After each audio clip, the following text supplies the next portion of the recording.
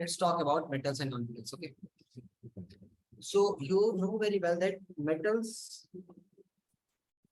are we have just divided the elements into three types. What is an element? First of let me explain you.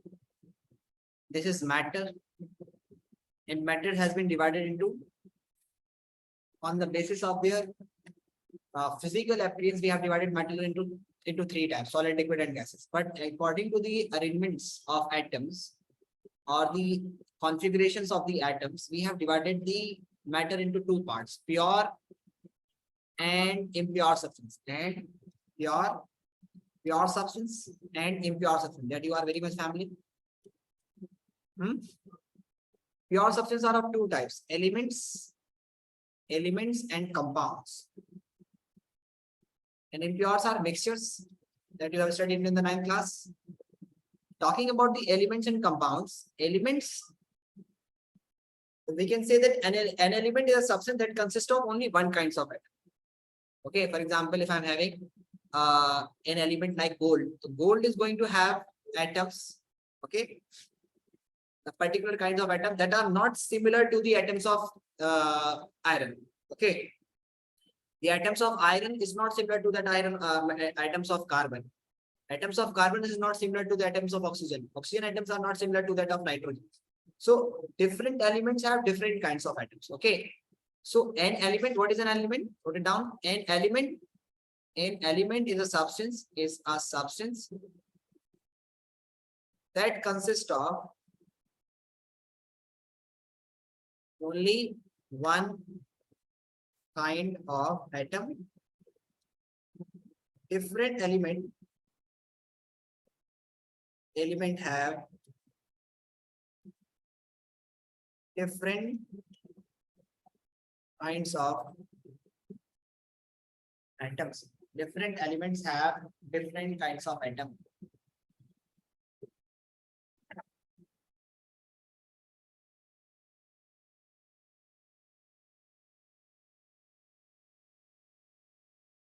Sir, can you please repeat from starting? Can you please Repeat from starting what is element? an element is a substance. Is my screen is visible to you? Yes, sir. So I've written here an element is a substance that consists of only one kinds of atom. Okay, for example, let me tell you that what is an element. Element is a substance that consists of only one kind of atoms. Okay, for example, if I'm having oxygen atom, oxygen as an element. So oxygen is going to have like this: 1, 2, 3, 4, 5, 6. The atom of oxygen is like this. Okay, all the atoms of oxygen will be like this. If I'm talking about the nitrogen, 1, 2, 3, 4, 5. Okay, this is the atoms of nitrogen. So they're going to have six electrons here. They're going to have 4. If it is carbon, it is going to have only 4 electrons. So atoms of different element have different kinds of atoms. Okay. Okay. Yes, sir. Now elements, and what is compound? When 2 or more elements combine together, they form compound, like CO2. One element is carbon, the another element is oxygen. When they combine together, they form compounds. Okay, like CO2, like H2O. So 2 or more elements when combined together, they form compounds. Okay. Now these elements we have divided into elements further has been divided into 3 types. One is metals, another one is non-metals, and in between is metalloids. But since metalloids are not in our syllabus, we are not going to study metalloids. So I'm just writing here metals and non-metals. Okay. Okay. Okay. Yes, sir. So if I talk that what are metals? So metals are those elements that are sonorous, that are good conductor of electricity. Okay. And they have free electrons. Okay. They we can say they have very high melting and boiling point. There are some exceptions, but they have very high melting and boiling point. Similarly, non-metals are those elements that are not good conductor of electricity. They are rough, they are not shiny, they are not malleable, they are not ductile. Malleable means they can be drawn into thin sheet by hammering. Like we have an iron nail, if we start hammering it, it can be converted into sheet. But we can't convert wood into a sheet by hammering it. It would break. Okay. Got it? Got it? You cannot draw a metal into a wire. Okay, like we have copper wire.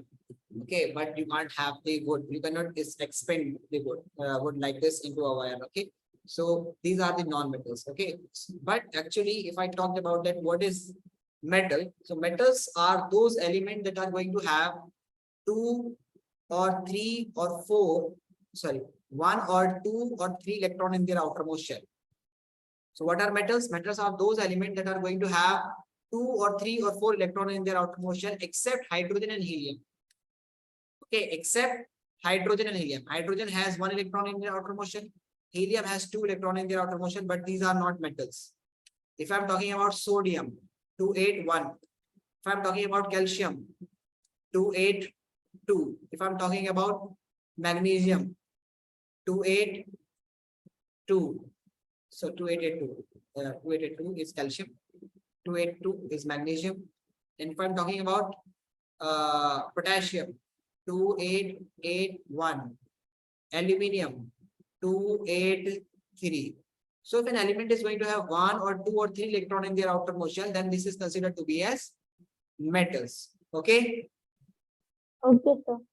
If an element is going to have either 4 to 7, 4 to 7, for example, 2,4 carbon. Okay. Then if I'm having 2,7 2,7 fluorine, 2,5 nitrogen, 2,6 oxygen. Okay, this is carbon. So if an element is going to have like other example, 2,827 chlorine, 2,8,6 sulfur, 2,8,5 phosphorus. So if an element is going to have either 5, 4, 5, 6 electrons in the outermost shell, then it will be considered as non-metals. Okay, you understood? Yes, sir. So note it down. Those elements that has generally one or two or three electrons in their outermost shell, except hydrogen and helium. Okay, except hydrogen and helium.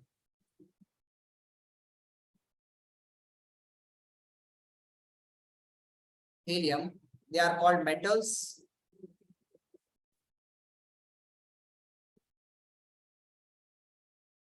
They loses electrons. They will talk it. First note this point. Those generally have 4 to 7 electrons in their outermost shell. They are called non-metals.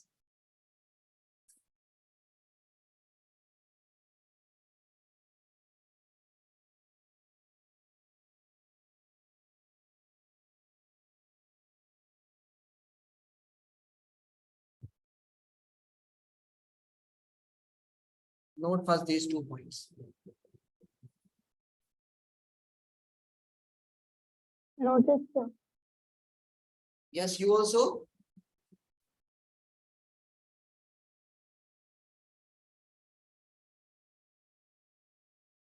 Are they noted?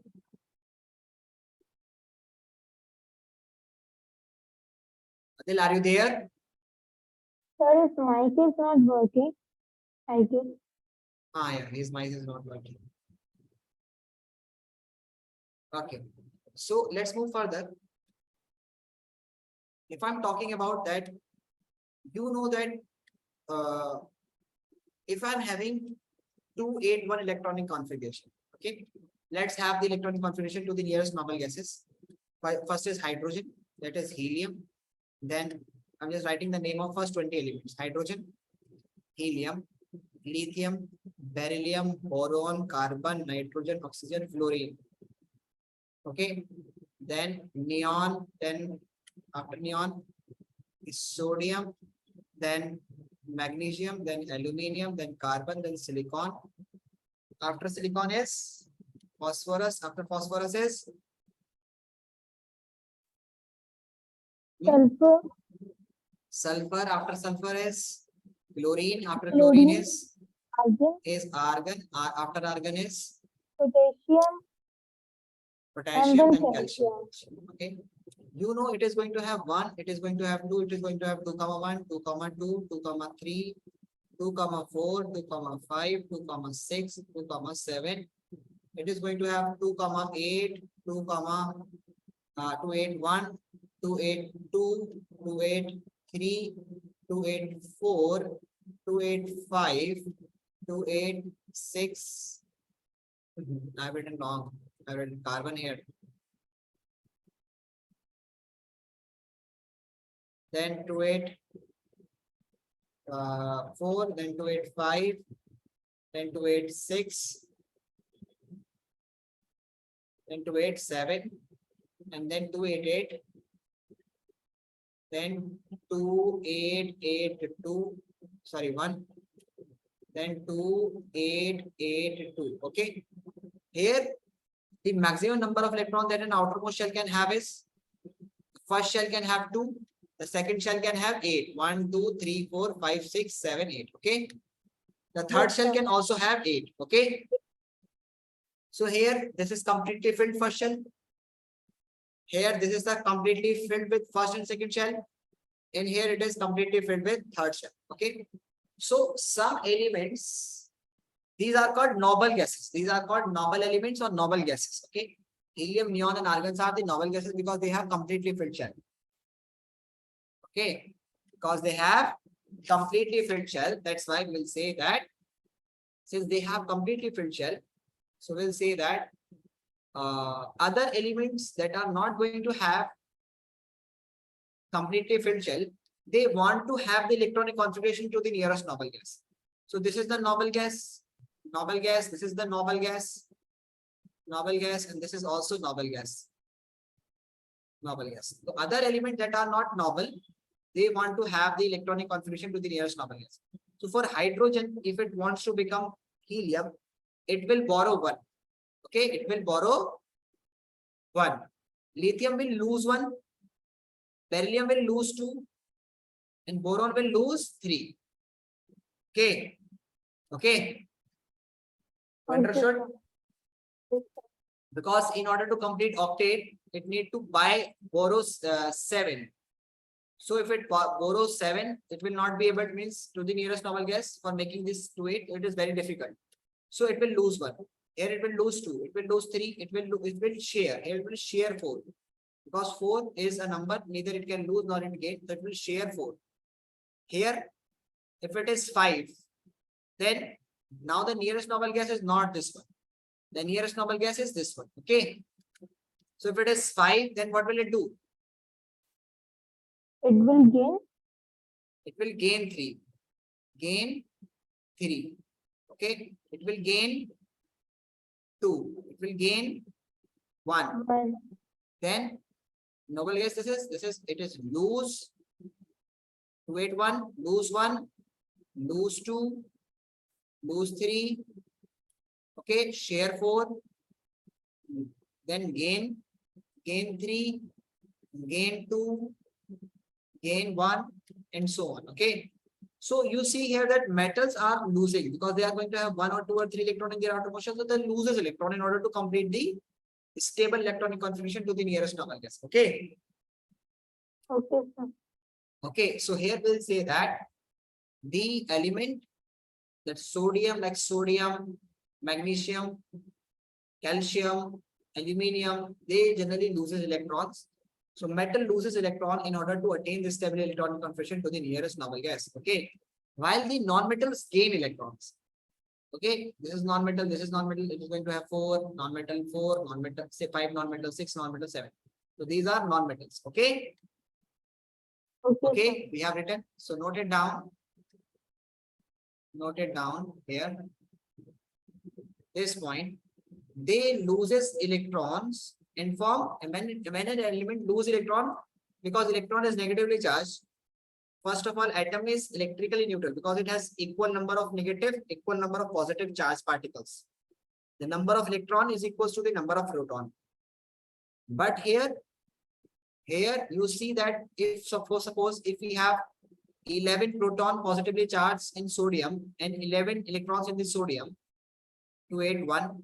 So when it loses 1, it is going to have 10 electrons. So we'll have extra one positive charge. So the number of electrons that are loosened by an element, the ion or the atom get that positive charge. If it lose one, it get one positive charge. If it lose two, then we get two positive charge. Okay. Got it? Got Okay, it? sir. Yes, sir. So note it down. They lose electron and form electropositive ion. And electropositive ion is called cation. Okay, and they gain electron and form electronegative ion. Negative ion is called anion.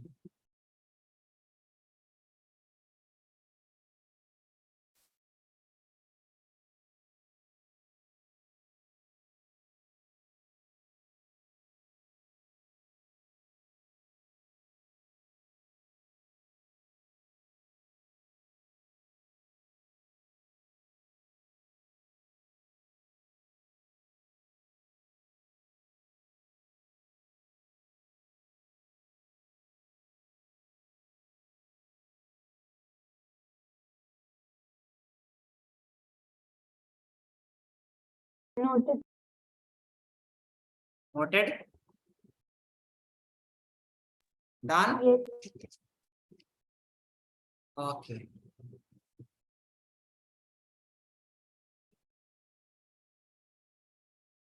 So here are some exceptions in the physical properties of metals. I've just written here only exceptions. That you know that metals have, because exception is being asked in the examination. So metals generally have high densities.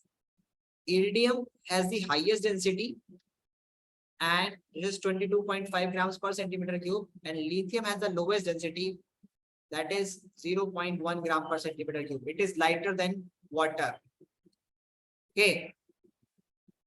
Okay. Water has 1 gram per centimeter cube. So it is lighter than water. Okay. So note it down. Iridium has the highest physical properties.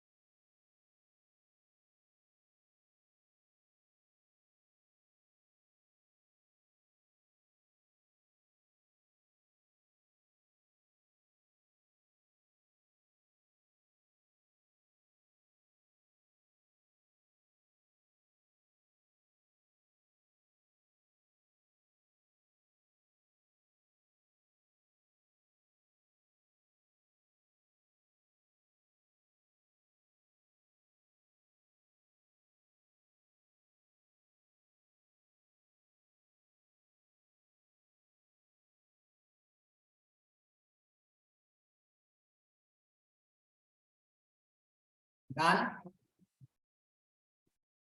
Yes.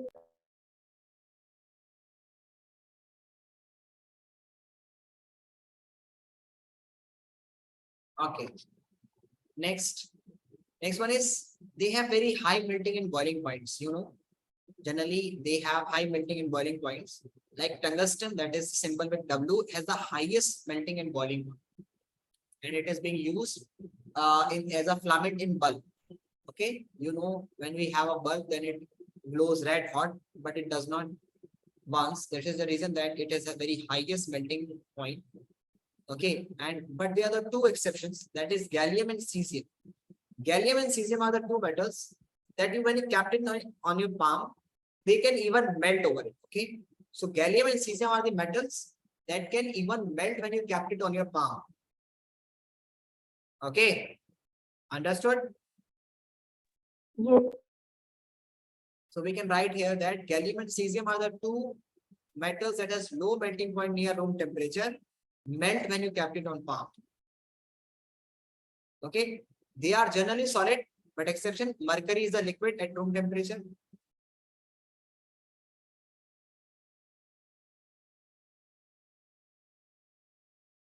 Note it down.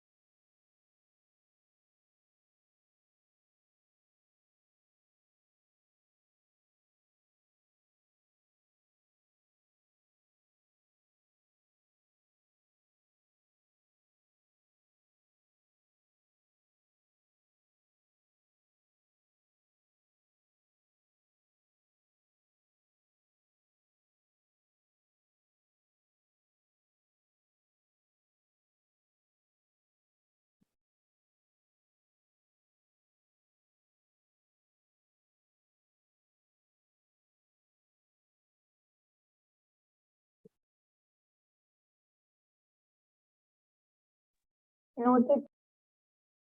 Noted everybody in the class? Other students, Adel.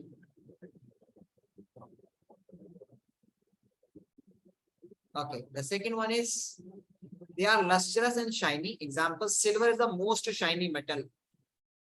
Most shiny metal is silver. Okay. And malleable means that they can be drawn into thin sheet. You note it down. Malleable means can be drawn into thin sheet. Okay, and ductile means into thin wire.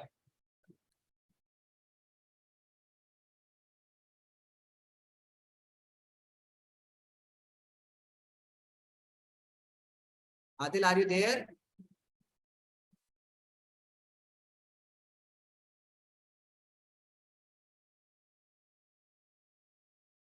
Note it down.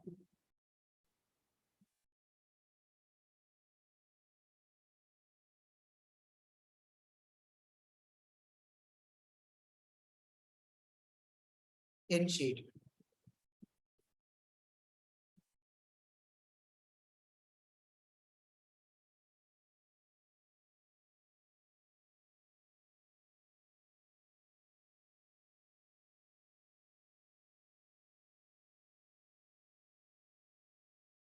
When you done, please let me know. They are hard. They are hard. Okay. But alkali metals. What are alkali metals? What are alkali metals? Alkali metals are the metals that are present in the first group of the element. Okay. So metals are generally hard, but the alkali metals. What are alkali metals? Let me show you. That wait a minute. Let me show you what is alkali metals. Okay. So wait a minute.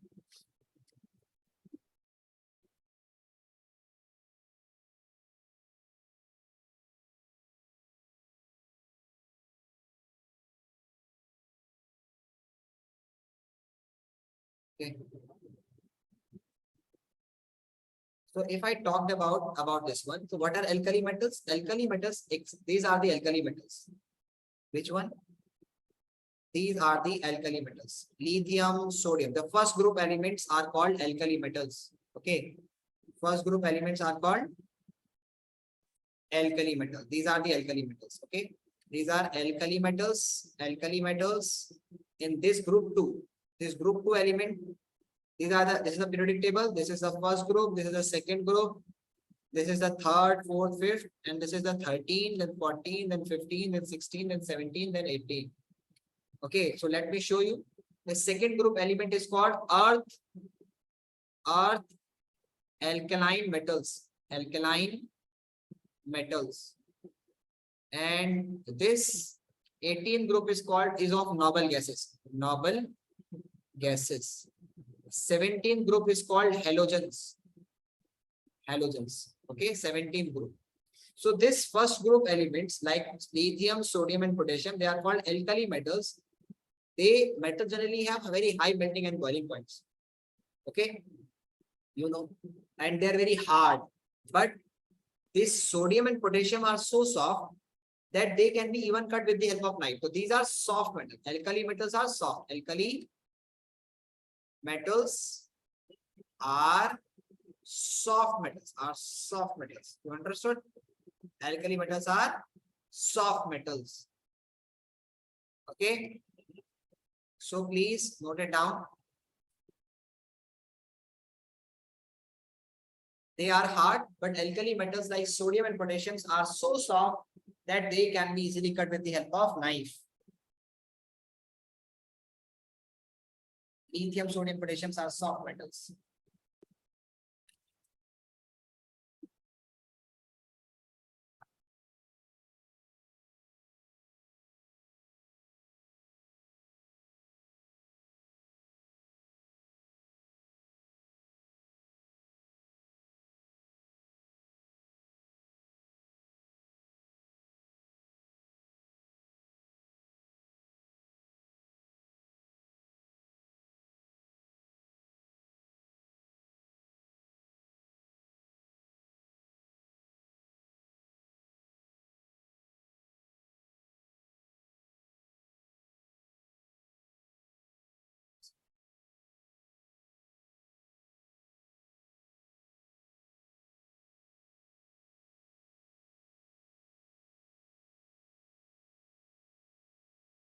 Done.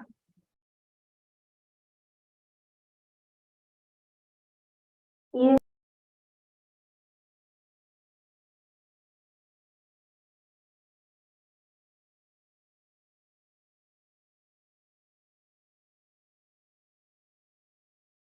Done, everyone. Noted that these are the exceptions. There are so many times been asked in the examination. So you must know that which metals are soft, which can be cut with the help of knife, which metals have low melting point that even they can be when they are put on the palm, they get melt with the heat of palm. Okay, and which is the highest melting point, tungsten, which is the most shiny metal, silver. This is so many times asked, like, which is the most shiny metal. So you must remember this one. Okay. In the physical properties, talking about the physical properties of non-metals, it is opposite to the metals. If I'm saying metals is shiny, non-metals are dull. They are not shiny. If metals are good conductor of electricity, non-metals are bad conductor of electricity. Okay. And if non-metals can be drawn into thin sheet and wire, okay, so non-metals can't be drawn. So it is opposite to everything. Okay. What we are writing, it is opposite. So if I'm talking about they are opposite to the physical properties of metals, exceptions we are here. Okay. For example, metals are good conductor of electricity. The opposite to this one will be metals, non-metals are bad conductor of electricity. But there is an allotrope of carbon. Carbon is a non-metal. If we have a coke and a diamond and a coal, they are bad conductor of electricity. They are carbon. But there is an allotrope of carbon that we called it graphite. Graphite is an allotrope of carbon. We'll learn that what is an allotrope. We will discuss it later. But talking about that, graphite is a type of carbon. Or we can say it is a carbon. It contains carbon atoms. But it is a good conductor of electricity. Okay. Similarly, metals are dull in appearance. Metals are shiny. So the non-metal will be non-shiny or dull. But there is a metal that is shiny, that is iodine. Okay, there are some non-metals that are shiny. Okay, like iodine. Iodine is shiny. Okay, similarly, if I talked about that, uh, similarly means exceptions of shiny metals. Metals are hard. So if I'm talking metals are hard, then non-metals should not be hard. And if they should not be hard, then but there is an exception that diamond is very hard. So there is an exception. So we are just writing the exception here. Exception. They are generally solid or gas. Like metals are not gases. Metal are either solid or they are generally solid. But exception for the gas is one metal is which is mercury, which is liquid at room temperature. So metals are solids. All metals are solid except mercury. But all metals are all non-metals are either solid or gas. But there is one non-metal that is liquid at room temperature, that is bromine. Bromine is the only non-metal that is liquid. Other non-metals are either gas or solid. Okay. They are good conductor of electricity except the graphite and a drop of carbon, which is a bad conductor of electricity. Okay. They are non-shiny, but diamond is an allotrope which is shiny and hard also. Okay. They are brittle or break easily, but diamond can't break easily. It is hardest naturally occurring non-metal, hardest naturally occurring substance. Okay. So note it down the exceptions. These exceptions are very important.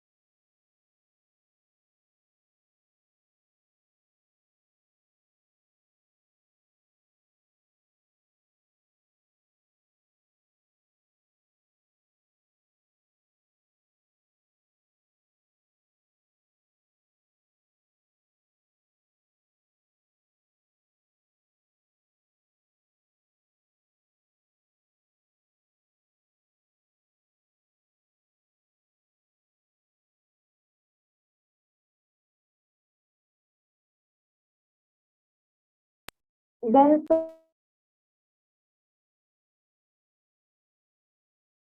Done? yes, Okay. So let's start the chemical properties. Before starting the chemical properties, let's discuss the uh, nature when metals and non-metals are going to combine together. Okay. So let's discuss. This is very important. Okay. Now we have discussed the chemical properties of physical properties of metals, and we have discussed that what are metals and what are non-metals. Okay.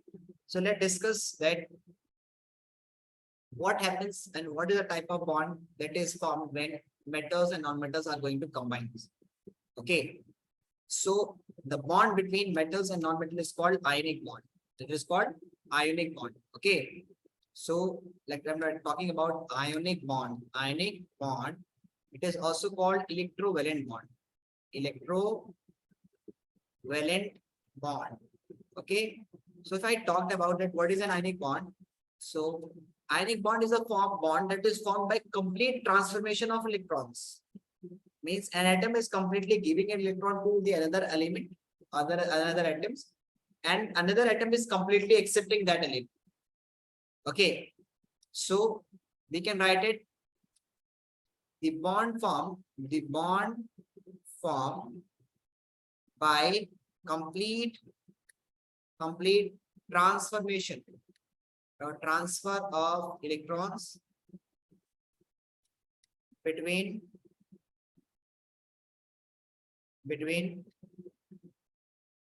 two or more atoms. Okay.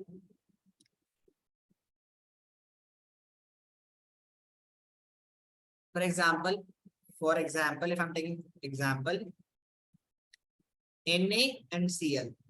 Na is going to have one electron in its outermost shell. Keep in mind that we always draw the outermost shell electrons. Na is sodium and it is going to have 281 electronic configuration. And chlorine is going to have 287 electronic configuration. So you know that here sodium give one of its electron to this one. So it will comes at Na28, and when it accepts, it will become 288. Tell me. Are you there? yes, Okay. So one element is completely given its electron in order to attain stability. Because 28 is the electronic configuration of nearest noble gas, that is neon, and 288 is the electronic configuration of argon. So when sodium lose one of its electron and give it to chlorine, it will attain the electronic configuration. Sodium will attain the electronic configuration to this neon. And when this chlorine get one electron from this one, it will attain the stable electronic configuration to the to that of argon. Okay, you understood? Understood? So that's why they are completely giving electrons. Okay, let me help you to understand this one with the example of this one. SCl. For example, if I'm having H positive and Cl minus, here hydrogen is going to have one electron and it is going to have 287 electronic configuration. If hydrogen gives one electron to this one, it will become 0. And it will become, if it gain one electron, it will become 288. Here you see that hydrogen on becoming 0 is not going to have the stable electronic configuration to that of helium, which is the nearest noble gas. Hydrogen wants to have electronic configuration to the nearest noble gas, that is helium. So hydrogen have one electron, so it want to add one extra to become helium. This is hydrogen atom, so it want to add one extra electron. But what if it gives one electron to it? It will become only nucleus, no electron. So here in this case, they will share one electron. Here it will share one electron, then the 2 of hydrogen will be completed, and then it will share one electron. So 1, 2, 3, 4, 5, 6, 7, 8. So chlorine is also going to have 8. So in this type of bond is called covalent bond. Covalent bond. But here in case of NaCl, and this one, sodium, if loses one electron, so it will have 2 8 electronic configuration, which is the nearest noble gas. And if it gives one electron to this one, so it is considered to be as Argon. nearest number argon. Okay, so here the bond formed is by complete transformation, but here covalent in covalent bond, the bond is formed by sharing of electrons. So in HCl we have covalent bond. Okay, but if I talk about KCl, NaCl, there is an ionic bond because KCl have 288 it will lose one electron, it will have the electronic configuration to the nearest noble gas. You understood? Understood? So here, how to represent this one? If we have Na first and then chlorine, so you have to represent always in 3 steps. Ionic bond in 3 steps. First, it will gives it. We show that it is donating with the electronic configuration 281, 287. Then after donated, this is the first step. This will become positively charged because it loses 1 electron. This will gain 1 electron. So it will become negatively charged. This is 288 and this is 28 only. Okay. And after this one, their combination Na and Cl minus. We have to write it like this one. Okay. You understood? Please draw the structure of this sodium chloride. First, wait a minute. First, note the ionic bond. Wait a minute.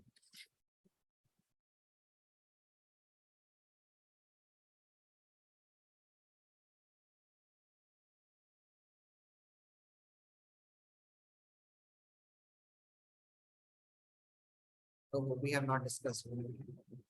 Okay. Noted.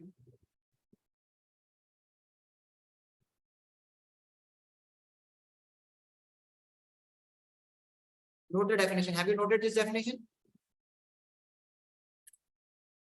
Yes, sir. Okay. So draw the structure of this one. Draw the structure of HCl as a covalent bond here, showing that it is a covalent bond. Okay, and also the structure of NaCl.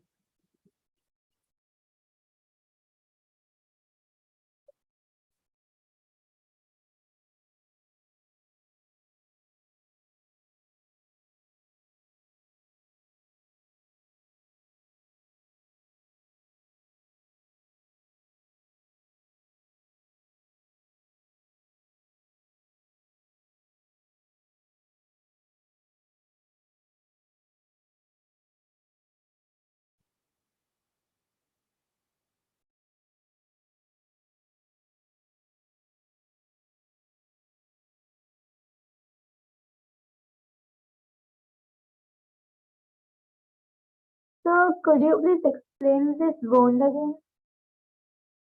Which one? Bond. Covalent only. Covalent only. Here in the covalent bond, if you see that here is this hydrogen atoms. Okay. Take the example of hydrogen atoms. If I'm having hydrogen atom, it is going to have only 1 electron. And if it is chlorine, it is going to have 7. So what if hydrogen gives 1 electron to this chlorine? Chlorine will be happy because it is going to have 288. But will the hydrogen be stable? Because it will have no electrons.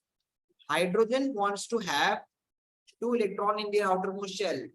Hydrogen is 1, but its nearest noble gas is 2, is helium. The first shell needs to be completed by having 2 electrons. So it will not give it permanently like sodium was giving to chlorine. This will share this electron of chlorine and 1 electron of hydrogen will share each other. They will share each other. Okay, and this chlorine, we'll discuss this covalent bond in the next chapter. Don't worry about it. Carbon is compound. So here it is also going to share. Okay, you understood? So when this 1 electrons of chlorine revolve in the orbit of this hydrogen, it will have 2. And one electron of this hydrogen revolve in the orbit of this chlorine, then it will going to have 8. So they will not going to lose, they will share. Okay. Okay, sir. Understood. But in case of sodium, it will not it will not share, because if it share, then it will become sodium will become 282. So sodium don't want to have 2. Sodium want to have 28 electron contribution. So it will give it permanently. Okay. And after losing, it will become positively charged and it will become negatively charged. But here it does not become negative and positive. Okay. Okay, sir. Got it?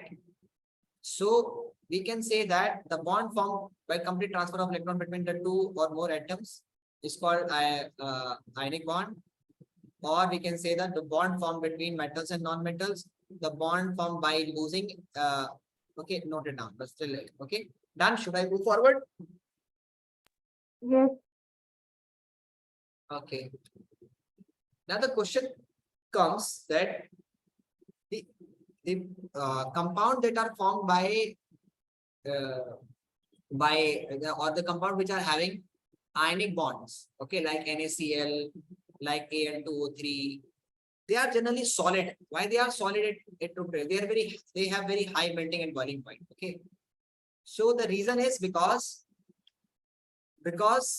the ionic compound, there is a strong force of attraction between the two positively charged ions. Let me show you that how much time an electrostatic force is greater than the gravitational force. Let me show you.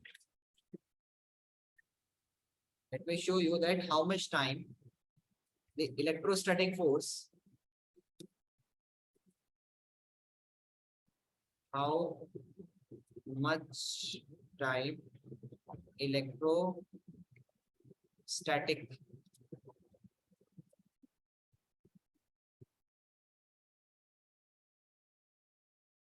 force is greater. So you can write it that you can check it. Electrostatic force is 10 raised to the power 39 times stronger than gravitational force. Okay. If I'm having 2 sodium atoms, so if this is going to have mass, this is going to have mass, they will attract each other. But since they are going to have positive and negative charge, if they are not going to have any charge, like if sodium atom, this is chlorine atom, they are not going to have any charge, then they will attract each other due to gravitational force.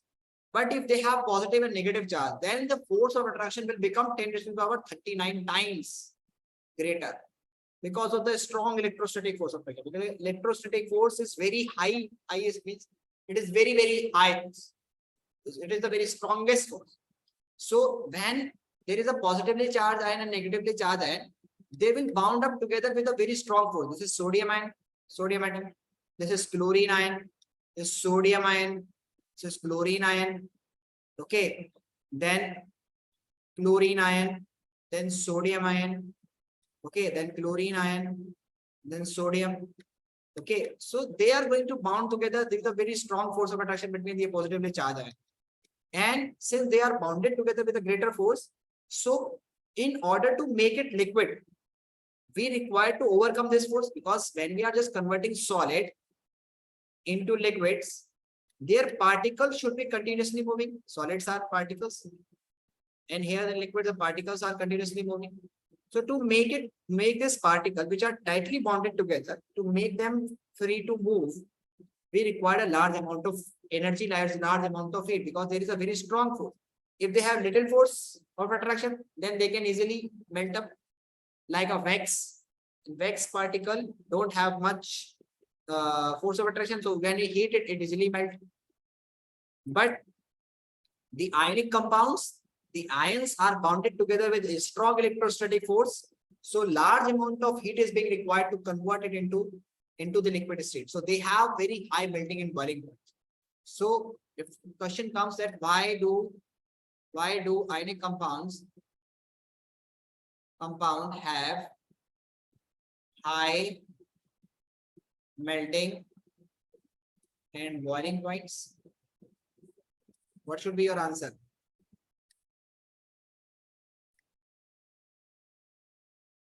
Because they need like higher force to like move freely. Yeah. So you have to write because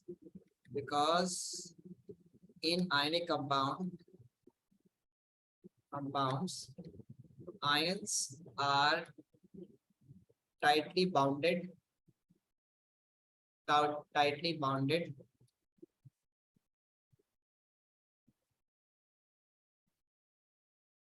together with strong electrostatic force. That's why large amount of energy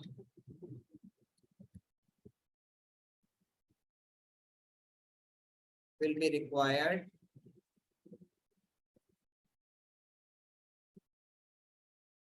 to break, to overcome this force of attraction. Hence, ionic compounds have very high melting points. Okay, done.